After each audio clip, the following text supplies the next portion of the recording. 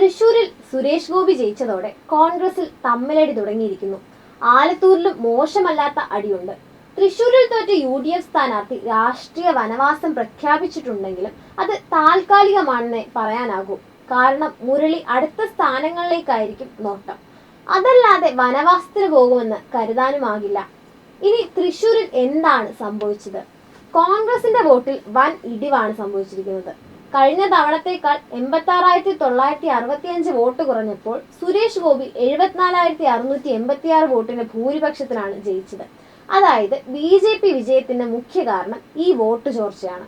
അതോടൊപ്പം സുരേഷ് ഗോപി വ്യക്തിപരമായി പിടിച്ച വോട്ടും BJPയുടെയും സുരേഷ് ഗോപിയുടെയും സാമുദായിക പ്രീണനവും എടുത്തു പറയേണ്ടതാണ്. പള്ളികളിൽ പോയി സ്വർണ്ണക്കുരിശെന്ന വ്യാജേന ചെമ്പുകുരിശ് നൽകിയും കുരുത്തോല പെരുന്നാൾ ദിവസം കുരുത്തോലയുമായി നടത്തിയ നാടകവും വിശ്വാസികളെ സ്വാധീനിച്ചിട്ടുണ്ടാകും. തൃശൂർ പൂരം നാളിൽ ഒരു IPS കാരൻ കാണിച്ച ധാർഷ്ട്യം കാരണം വിശ്വാസികൾക്കുണ്ടായ പ്രയാസം മുതലാക്കാൻ BJP സ്ഥാനാർത്ഥി നടത്തിയ നാടകവും നാം മറന്നിട്ടില്ല.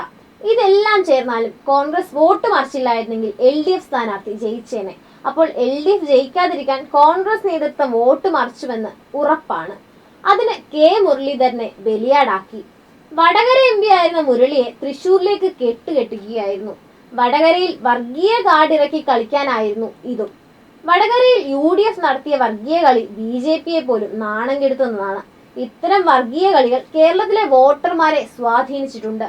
പലയിടത്തും വർഗീയ ധ്രുവീകരണത്തിനിടയാക്കി. ഇത്തരം വിഷയങ്ങൾ അതീവ ഗൗരവത്തോടെ കാണുന്നതിന് പകരം ഇടതുപക്ഷത്തിന്റെ പരാജയം ആഘോഷിക്കാനാണ് ചില നിഷ്പക്ഷ നാട്യക്കാർ ആവേശം കാണിക്കുന്നത്. ലോക്സഭാ തിരഞ്ഞെടുപ്പിൽ മുൻകാലങ്ങളിൽ മിക്കപ്പോഴും കണ്ട UDF ചായ്വ് ഇത്തവണ ആവർത്തിച്ചുവെന്നതാണ് യാഥാർത്ഥ്യം. ഇതൊക്കെയാണെങ്കിലും ഇതിലും വലിയ വിജയം LDFന് ലഭിക്കേണ്ടതായിരുന്നു.